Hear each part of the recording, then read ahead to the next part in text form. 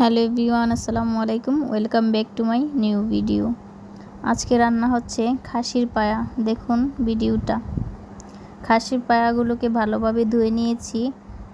এই যে আপনি আপনার পছন্দ মতো পিস করে কেটে নেবেন। আমি মিডিয়াম সাইজের পিস করে কেটে নিয়েছি পায়াগুলো। তারপর ভালো করে ধুয়ে তাতে দিয়ে দিচ্ছি রসুন বাটা, আদা বাটা, দিয়ে দিচ্ছি জায়ফল জয়ত্রী, তারপর দিয়ে দিচ্ছি জিরার গুঁড়া। এখানে জিরার সাথে আমি সকল প্রকারের গরম মশলা গুঁড়ো করে নিয়েছি, যেমন এলাচ, দারুচিনি, তেজপাতা, জিরা, গোলমরিচ, লং সব কিছু একসাথে দিয়ে গুঁড়ো করে নিয়েছি। দিয়েছি টেস্টিং সল্ট, দিয়ে দিচ্ছি স্বাদ মতো লবণ। আপনারা আপনাদের পরিমাণ মতো দিয়ে দিবেন। দিয়ে দিচ্ছি হলুদের গুঁড়া, মরিচের গুঁড়া, দিয়ে দিচ্ছি অনেকগুলা পেঁয়াজ কুচি।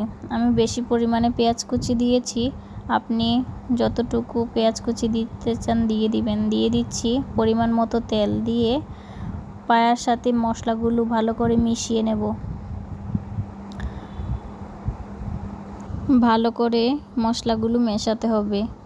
তারপর দিয়ে দিচ্ছি পরিমাণ মতো পানি। আমি এখানে বেশি পরিমাণ পানি দিব না, যেটুকু দিয়েছি এটুকুতেই হয়ে যাবে। পরে লাগলে আবার দিব গরম পানি। আপাতত ঠান্ডা পানি দিয়ে ঢেকে দিয়েছি।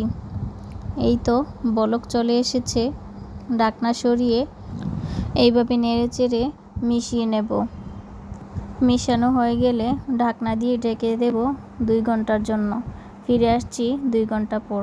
এই যে দেখুন, ঝোলটা প্রায় শুকিয়ে গিয়েছে।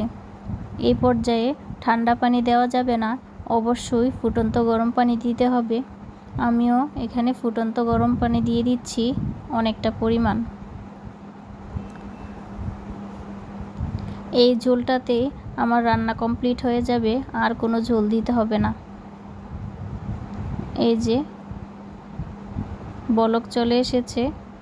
এখন মিডিয়াম টু লো আঁচে রান্না করে নেব আরও 2 ঘন্টার মতো। এই তো আবারও ঢাকনা দিয়ে ঢেকে দিচ্ছি। ফিরে আসছি 2 ঘন্টা পর। এই তো নলি সিদ্ধ হয়ে গিয়েছে। এখন প্যানে তেল দিয়ে পেঁয়াজ কুচি দিয়ে ভেজে নেব। দিয়ে নলির মধ্যে ফোড়ন দিয়ে দিব। এই যে পেঁয়াজ ফোড়ন দিলে এত সুন্দর একটা ফ্লেভার আসে, অসাধারণ লাগে। মনে হয় যেন এখনই খেয়ে ফেলি। ফোড়ন দেওয়া হয়ে গেলে দিয়ে দিচ্ছি ধনে পাতা। ধনিয়া পাতা দেওয়া ট্রাই করবেন, অসাধারণ লাগে খেতে। আর যারাই ধনিয়া পাতা দিতে চাচ্ছেন না তারাই স্কিপ করবেন। আজকে এটুকুই, দেখা হবে অন্য কোনো ভিডিওতে।